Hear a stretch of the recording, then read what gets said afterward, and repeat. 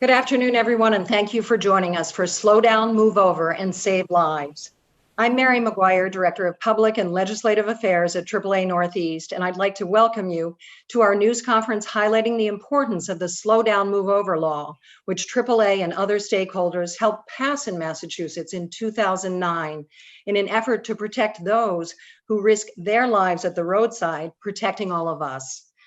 October is National Distracted Driving Month, a busy time for road construction and law enforcement traffic details. And just last week, we marked National Move Over Day. Every month in this country, we lose an average of 2 people working at the roadside. So now is a good time to remind drivers that Slow Down, Move Over is the law in Massachusetts and in every state across the country. So when drivers see stationary emergency or maintenance vehicles with red, yellow, or blue flashing lights at the roadside, the law compels them to move over to the next adjacent lane if it's safe to do so and to slow down. After we hear from our speakers this afternoon, I'd like to invite press and anyone in the audience to ask questions regarding the Slow Down, Move Over law or other traffic safety issues. But first, I'd like to set the stage for this issue by showing a short video we produced at AAA with the help of Ken Young, a AAA Northeast tow truck driver whose life was forever changed when he was struck by a distracted hit and run driver last year.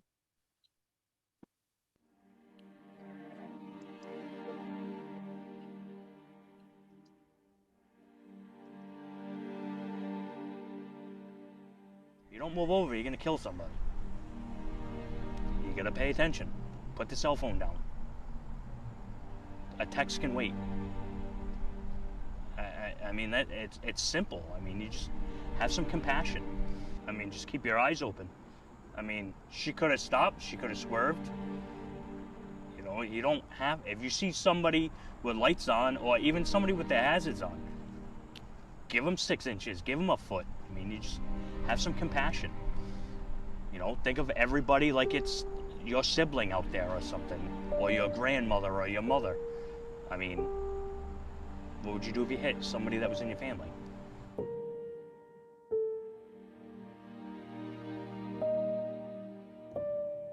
I put the flatbed down to pick up the car and started hooking it up.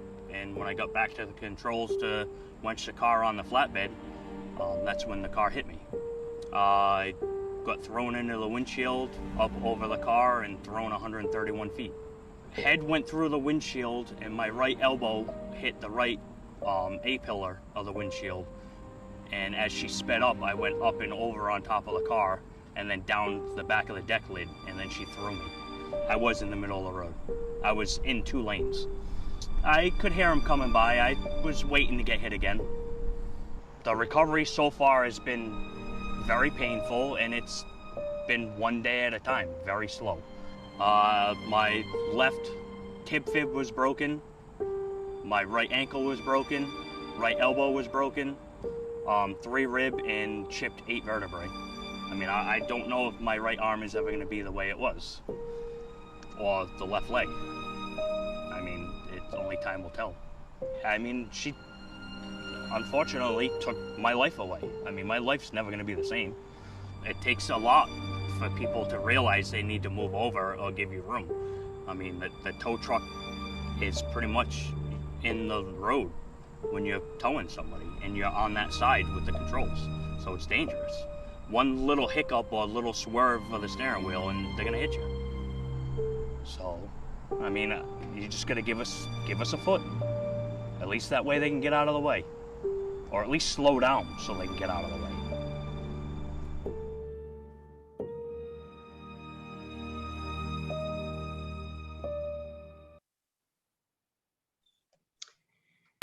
So I loved it when Ken said, think of everyone out there as your family, as a loved one, as a sibling, as a brother, a sister, a mother, a father, a friend. I think that's such great advice for drivers. And Ken's story clearly demonstrates the impact and the importance of the Slow Down, Move Over law. The driver who struck and injured Ken Young was sentenced to serve 3 months in prison and was reportedly released early due to the pandemic, while Ken Young continues to fight a long and painful battle toward recovery. So joining us now to discuss the importance of slowing down and moving over, our State Highway Administrator, Jonathan Gulliver. Lieutenant Colonel Rick Ball, Commander of the Division of Field Services for the Massachusetts State Police, Jeff Larason, Director of Highway Safety for the Office of Grants and Research, and Corey Rateau, Traffic Safety Officer for the Town of Arlington and a AAA Traffic Safety Hero. So welcome to all of you today. And Administrator Gulliver, I know this is really a high priority for you with so many MassDOT vehicles out and about every day on the roadways, especially with the increase in speeding that we've seen here in Massachusetts during the pandemic. Thank you for being here. Thank you, Mary, and thank you for AAA for pulling together this important event. And I'm always happy to talk about roadway safety, which is always a top priority for the Highway Division. The Baker-Polito administration has worked really hard on roadway safety to ensure that we are doing everything we can to protect all road users of every road, or of every mode across Massachusetts, whether it's motorists, cyclists, or pedestrians. Today, though, I'm happy to highlight the safety of those who work on our roadways and to ensure that our roadways are safe for them as well as everybody else. Road workers are an especially vulnerable group. They are often responding to clear road hazards or responding to emergencies without the benefit of full protection afforded to other road users. This is why the Move Over Law has been such an important tool in our toolbox for both reducing speeds and to allow road workers the extra space they need to get their work done. In 2016, MassDOT convened a work zone safety task force, which included experts from the Federal Highway Administration, the State Police, the Executive Office of Public Safety and Security, as well as many private partners. Through that forum, they identified speed as one of the largest contributing factors in work zone crashes. When Governor Baker resubmitted his revised budget this past year, he included language to authorize MassDOT to dynamically reduce speed limits in work zones and when work crews are present. This thoughtful proposal is focused on safety and would only be applicable when workers are on site. If enacted, this will be a major tool to help educate the public on the need to slow down and allow road workers the room that they need. And this will hopefully lead to less tragic and preventable crashes. And you may think that speed is not as important as a factor right now with traffic being down while we're in this COVID mode. But I can assure you traffic is coming back. And if you've been traveling around Massachusetts over the last couple of months, you've seen that it's different now than it was several months ago. And in many ways, speed is much more problematic now than ever. In fact, speeding citations are up, and the most serious types of speeding violations for speeds over 100 miles per hour are up by almost 30% right now, year over year for September. Additionally, distracted driving remains a concern. And although we have the new distracted driving law, COVID overtook us right when we were rolling out the public messaging. So it's important to continue to urge all drivers to put down their phones and pay attention to the roadway. In closing, we all know that speed and distraction is a major factor in serious crashes, and all of our speakers have been outstanding partners to really help to address this important issue.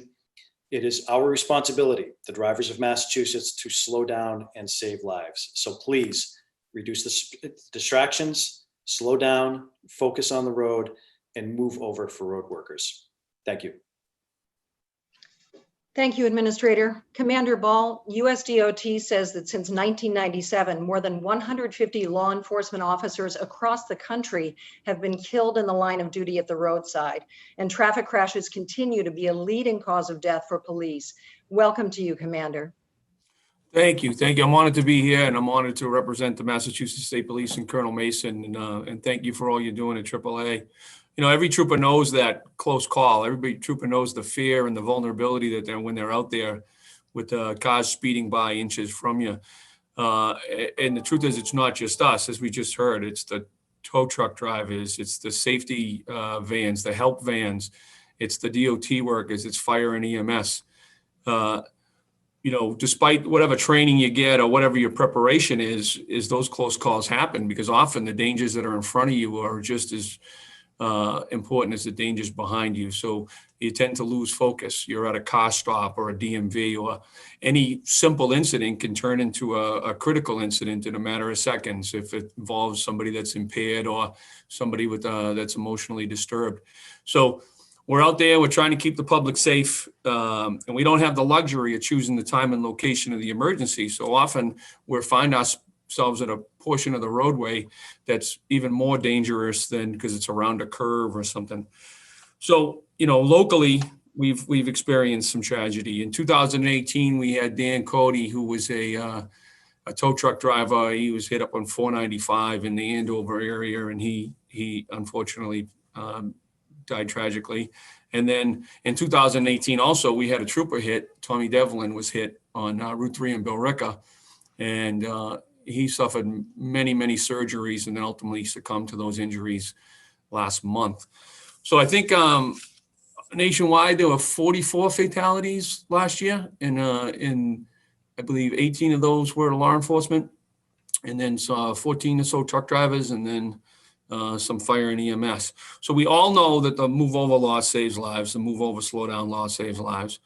The challenge is for us is sometimes it's a little difficult to enforce because the trooper that witnesses or the trooper that's most affected by it is otherwise engaged, right? So we have to be, one, we appreciate the education because that's the most important component of our enforcement efforts. And two, it is an effort to, we're only effective as the public acceptance of our efforts. So recognizing the dangers associated with failing to slow down and move over, and we have to be a little bit strategic in our approach to enforcing this one. So what do? We pick a safe location, we high visibility, we use radar, and we watch. And if a motorist comes across an emergency vehicle or a stopped vehicle and it fails to slow down or reduce speed or change lanes. So sometimes changing lanes is not available, but that reduced speed is always available. And if they don't do that, we'll have them on radar, and that would equal a violation. So some reasonable reduction in speed. And then our Safer Roadways efforts continue. So like you mentioned, we appreciate our partnerships, not only with you, but with the Executive Office of Public Safety, the Office of Grants and Research, and the Highway Safety Division with our partner, Jeff Larason. We're trying to keep everyone safe out there, particularly those motorists who find themselves in vulnerable positions because they had some kind of disabled vehicle or something. And we're always focused on reducing crashes. So our enforcement efforts, whether they be this move over violation, move over slow down violation, or hands-free, or distracted or impaired driving, or speed, those efforts are data-driven to areas where we know the violations are occurring, time and location. We use statistics, and then we try to be creative and aggressive with enforcing those laws, and then always with the seatbelt violations. So I just want to thank our partners and remind everybody that we're going to stay out there and we're going to continue our efforts to improve the roadway safety. Thank you. Thank you so much, Lieutenant Colonel, and so happy to hear you mention buckling up. More important than ever, I would say, to be wearing your seatbelt right now in Massachusetts with all of the speeding issues out there. So Jeff Larason has been Highway Safety Director for the Office of Grants and Research since 2016. And Jeff, I know distracted driving has been a major concern as it relates to slow down, move over. Distracted driving and speed, just as the Lieutenant Colonel said, and as the Administrator said as well, slow down, move over is the law in every state in the country. And we know that there are challenges related to awareness. Not everybody knows about the law, despite it being in every state. So as with many laws, there's an issue with people following the law. And so this is great. And I thank AAA for having this event to make sure that we're increasing awareness across the country. But one of the problems that people have with following the law is that, quite frankly, they're not paying enough attention to their driving. Distraction's a part of that, but part of that is also that they're going too fast. If you're going too fast, you don't have enough time to respond. So that driver inattention and the cell phones are the biggest distraction that there is in terms of distraction. In a real world situation, the longer it takes for you to recognize that an incident is in front of you, the less amount of time you have to respond to it, and the less likely it is that you're going to be able to safely make a lane change, an adjustment to minimize the potential of an incident and any danger to the responders. So I just have a couple of precautionary tips that I want to make sure people are thinking about, and just in terms of while you're driving. Number one, as has been said time and time again during this discussion, remain alert. Avoid distractions, Focus ahead so that you can anticipate the challenges. If you're looking down for a short amount of time, whether it's 5 or 10 seconds, that's 5 or 10 seconds that you're not going to be able to respond to, be able to slow down and move over and make a safe adjustment to get into the next lane. You want to watch out for situations where emergency vehicles, where tow trucks, utility service vehicles, or disabled vehicles, or maintenance crews are out there working on the side of the road. And again, this is just as a driver, from an educational standpoint, you want to be looking as far down the road as you can. If you're looking right in front of you, you're not going to have that time to respond. And then just in general, slow down. So, the Lieutenant Colonel was talking about it, and the administrator was talking about it. When the speeds are just generally up, if you're going much faster than the flow of traffic, you make it much more difficult for somebody else to be able to make that lane change in a situation where they need to move over and get out of the flow, out of the way, to make sure that they're safe coming past an incident on the road. Let's all signal. If you're going to make that change, remember that's what lets people know you're coming over. So remember, just don't pull over, but let people know that you're coming. And if you're in a circumstance where you're unable to make that lane change, slow down and try to get to the left side of your lane to give as much room as possible to those folks who are on the side of the road. So those are the two biggest issues that we're dealing with in terms of compliance with slow down, move over: distractions and speed. If you're not paying attention, you won't have time to respond. And if you're going too fast, it limits your ability to respond. It hinders other drivers who are trying to comply with the law and to get into the lane that they need to stay off and clear of the emergency responders. So we're trying to really reiterate those two things. The distractions are a big problem for us here, and speed is as well. So anyway, I wanted to thank Mary and AAA for highlighting this, because again, awareness is one of the biggest problems of this, and this is a good way to get the word out to make sure people know to slow down and move over. Thank you. Jeff, thanks so much, and great advice for drivers there. So thank you for your remarks. Corey Rateau has been a traffic safety officer in the town of Arlington for 25 years and has plenty of experience with the slow down, move over issue. Welcome, Officer Rateau. Thank you. I'd like to start by saying thank you to AAA Northeast, and of course, in particular to you, Mary, for often affording me the opportunity to stand side by side, or nowadays share a screen with many distinguished traffic safety professionals to address the public on various important traffic safety matters. As already been mentioned, it's Chapter 89, Section C. It's commonly referred to as the Move Over Law. It addresses the steps that you must take to alter your driving behavior when approaching an emergency, maintenance, or recovery vehicle with flashing lights. Now, while these laws have come into existence because they have been shown to improve the safety of officers and troopers, as well as highway workers and tow truck drivers, I want to take a few minutes that I have for this presentation to issue the challenge to all of you to take the same action anytime you see police officers or utility workers on the roadway. You see, like many local police officers, I don't have a take-home car or a personal vehicle equipped with flashing lights to activate while I'm standing in harm's way in the middle of the road, directing traffic around a work zone or a crash scene, or if I happen to come across one personally and I activate myself. The majority of these times I'm equipped with nothing more than just a reflective jacket and a flashlight. And quite often these zones do not have work trucks with flashing lights, and if they do, they may belong to a utility company such as National Grid or Verizon. And by the statute, they don't fall under the definition of a highway maintenance or recovery vehicle. But we're still out there, and it's dangerous for us, because we're basically standing out there like human cones, and for some officers, the outcome is perilous. I know the Lieutenant Colonel mentioned it, and I believe last year in FBI statistics, about 20% of the line of duty deaths involving police officers last year were officers being struck standing outside of a vehicle. And I know myself, over the years, I've had some close calls, because I've been grazed by a couple of mirrors while I've been standing out directing traffic.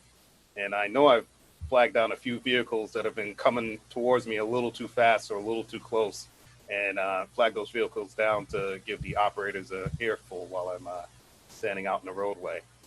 And I was just having a conversation with Mary last week that, ironically, my greatest fear of either being seriously injured or dying as a police officer isn't from firearm, being hurt with a firearm, but rather by being struck by a motor vehicle. So in closing, I'm asking that all of you motorists out there, first of all, buckle up. Seatbelts are very important, again, with the increased speeds that we've all been seeing nowadays, to make sure that you buckle up in case there is a crash, but also help you control your vehicle. Put down your mobile phones, which is something that a whole other topic that we could go on for a while about. And definitely slow down and move over anytime you see officers and workers in the roadway, whether or not they have flashing lights. And not only do this during Distracted Driving Awareness Month, but anytime you are behind the wheel. Thank you. That's right, Officer Rateau, all year long, every year. So true. Thank you so much for your comments, and a big thank you to all of our speakers today. Now I'd like to open the dialogue up to any questions from the press or those in our audience right now. Please unmute your microphone and feel free to ask a question or type a question into the chat box on your screen, and I will relay that question to our speakers. And we do have an audience question, and it's an interesting one, and it's aimed at any of the panelists. Buried in Connecticut slow down, move over is the requirement that unfortunately many people aren't aware of. The Connecticut law requires drivers on highways who also approach stationary non-emergency vehicles on the roadside, in other words, stranded motorists, and requires them to move over if possible. Does Massachusetts have a similar requirement, and are you aware of any other states that have a similar requirement? So I don't know who wants to tackle that one. Administrator Gulliver, Lieutenant Colonel Ball, if you approach as a driver a stranded motorist with no flashing lights, does the slow down, move over law apply in that case? I'm going to defer to my colleagues in law enforcement about how the law is applied, but I think that's just great general practice. If you see anybody on the side of the road, and it doesn't have to be a highway or an interstate, anybody on the side of the road, if they're a vulnerable road user, so if you're a pedestrian, if you're somebody outside of your vehicle, if you're on a bike and you're on the edge of the roadway, you are unprotected, and it doesn't matter. Drivers should pay attention to those people and really give them a wide berth so that they're not going to put them into harm's way. So I think that's in general a great rule to apply. That's an interesting law that Connecticut has where it's so explicit like that. And again, I'll defer to my colleagues on the law enforcement side about how exactly our law applies to those guys. Commander Ball, you want to take that one on? Yeah, so it's not a law in Massachusetts, obviously. I'm not aware of any other states where it is a law, but like Jonathan said, it's a good practice. And Officer Rateau, anything else you'd like to add? My understanding, which is part of my presentation, is that the 89.7C, if you read the language in the statute, it applies to emergency or disaster vehicles, maintenance or recovery vehicles with flashing lights. So as far as I know, it does not apply to people on the side of the roadway, but again, it's a courtesy that should be given if you see someone, their flashing lights trying to change a flat tire. As we know, people can get hurt and killed same way on the side of the road if there's not a tow truck out there trying to help them. So try and exhibit that behavior no matter what, whenever you see someone on the side of the road. Yeah, and I think the points that have been made by all of you to always be scanning the road, focusing on the road, paying attention, and trying to think ahead really apply to this type of situation. So thank you for that question and for your responses. So we have another question for our panel. Since the law went into effect, have you seen that compliance with the slow down, move over requirement has improved? And is that true on both interstate highways and secondary roadways? And Jeff, since you didn't have a turn at the last one, I'll ask you if you have any data or numbers that might indicate that there is growing public awareness of the slow down, move over law. I'm not aware of any data that can show that trend information. So anything that I say would be observational on my own part. And I think that the police officers who are with us may have a better understanding of that. But my impression is that we have certainly gone in the direction of people being more observant. I will state very clearly, it is not enough. We have a long way to go to the point where we're really operating in a safe environment. Okay, Corey, I'll let you go first this time. What are you seeing out there as a local police officer in terms of people complying with the slow down, move over law? I think for the most part, we're lucky that we have, we're very diligent about how we set up our work zones, give enough lead time. I think that is helping with us slowing down the vehicles through our work zones, plus the presence of officers. The area where I would be concerned is that, as was mentioned, this time of year there's a lot of road work, and so we can't always have safety officers at every location. So I can't really say what's going on in those areas, but I think that for the most part we're getting some sort of compliance as people are coming through our construction zones or when people are in the roadway. And Commander, what about you? What are you seeing? You seeing greater compliance out there that makes you feel encouraged? Yeah, the same. It's mostly anecdotal reports from the road, especially we are seeing significant improvements in compliance, especially from commercial motor vehicle drivers, truck drivers, and people who drive for a living. But we wrote about 4,000 citations in 2019 for move over specific violations, and this year that is down. Obviously, traffic's been down because of COVID, but the number of citations are down. But I agree with Jeff and Officer Rateau that it's not enough. We're still pushing it. We appreciate this education component, and hopefully people saw that video and they take it to heart and get a little bit more of compliance out of it. Thanks, Commander. Okay, and one final question from another member of our audience. When you give people tickets for the slow down, move over law, are they typically surprised, or do they know that they definitely did something wrong? Officer Rateau, I will put that one to you. I have to say, I personally haven't issued a ticket for it while I've been out on the roadway, so I can't really answer to that question. Okay, and Commander, what about you? Typically surprised. They didn't notice it in the first place, and they didn't pick up on what they did wrong. So a large part of that is definitely education, and we try to instill upon them what their action should have been.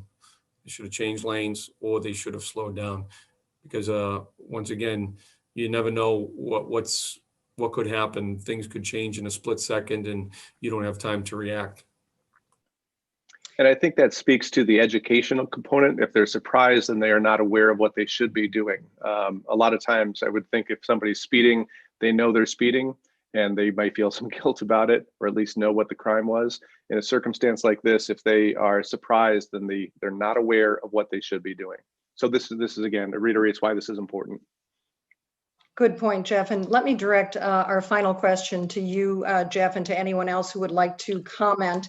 This is someone who has actually texted me. And the question is the new distracted driving law that went into effect this past year making a difference in terms of drivers slowing down and moving over more often and more readily? I don't know how to answer that, how the relationship between the hands-free law and slow down, move over is. I think that the enforcement of the slow down, move over law has been very good. I know that especially early on in the process, shortly after the law passed, we had a very high level of citation activity going on, and both state and local police have been doing quite a high level of enforcement of the hands-free law throughout 2020.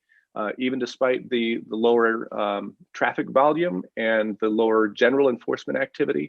So hands-free is being enforced. I'm not sure how to link it to slow down, move over. We do have a long way to go in relation to getting people off the phones. We all see it every day. We've only been with that law for 8 months or so compliance is still lagging at this point, but hopefully it will get to where it needs to be, and hopefully people will be able to be more aware of what's happening on the road so they can comply with this law. And Administrator Gulliver, let me give you a chance to weigh in here. You seeing an impact from the new distracted driving law on the roadways? So I will say that, when I think, like a lot of folks, just this is going to be anecdotal, but when the law first went into effect, it was really pretty amazing. As somebody who drives the turnpike daily and drives it usually pretty early in the morning, and now of course where it's dark out, it was a frequent occurrence to see 80% of the cars in front of you their cabs lit up with somebody looking at a cell phone. And every time you slow down anywhere, and sometimes not. And when the law first went into effect, and there seemed to be a lot of awareness, and it was amazing the first few weeks that it really, people did put down their cell phones. You did not see a lot of people using them, and occasionally it turned into a flip-flop. You'd see much fewer people using them than you did see using them. I would say that this is we've gotten to a situation where I see now more people using them than we did initially. So I think again, continuing to push the message that you need to put the phone down if you're on the roadway is incredibly important. People are continuing to use their phones, maybe not as big of a number as they used to be. And again, this is anecdotal, but they are still using them. And that again, distracted driving is for certain one of the biggest contributing factors to serious crashes on our roadways. And again, an even greater danger with so many speeding out there on the roadways. Any further comments from our two law enforcement officers, Commander or Officer Rateau?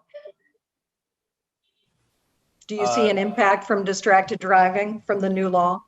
I think someone touched on it earlier, that part of the problem with the distracted driving law and the hands-free law when it came into effect is that we kind of went into the pandemic shortly after, while we were supposed to be in that education phase. And I know that I've gotten questions sent to me, as people have seen, where I think some people still don't understand some aspects of the law, because they think that when they're stopped at a red light or something like that, they can take their phone out and start texting or reading messages or checking emails or anything like that, which is, of course, you can't do that. So I think that's something that, as more motorists are out there, there may be some who just didn't get that kind of educational enforcement part, because we had so few cars on the roadway. So hopefully, as we move along, more cars come back out there and we do an uptick in traffic enforcement, we can get a better message out that they have to comply with all aspects of that law, and pay attention that driving is just that. You're going to be driving, and save that text message for when you're home or when you're parked on the side of the road. And Commander Ball, we'll let you have the last word. Any final comments? No, thank you. I agree. It's just something a little too early to tell the correlation between hands-free and move over. But the hands-free is like Jonathan Gulliver alluded to. It's very easy to enforce. I mean, you just look over into the car next to you and you can see them on the phone. So I do expect that, like I said, our efforts are going to continue. Thanks to EOPS and Highway Safety, we have some more enforcement initiatives going out in key locations at key times, and we're going to do our best to reduce crashes by enforcing those laws, both the move over and the distracted driving law. All right, thank you. And I just want to point out that one of our listeners today is letting us know that Wednesday, October 28th is National First Responders Day. So I think that is a fitting place for us to close. We thank all of you for all of the work that you do. You are speakers in keeping our highways safer in Massachusetts. We hope that this event and Ken Young's powerful story will raise driver awareness of the importance of the Slow Down, Move Over law. Thank you to the press, to our attendees today, and a big thank you once again to our speakers. Please stay safe, don't drive distracted, buckle up, and remember to slow down and move over. You may just save a life, and what's better than that? Have a great day, everyone.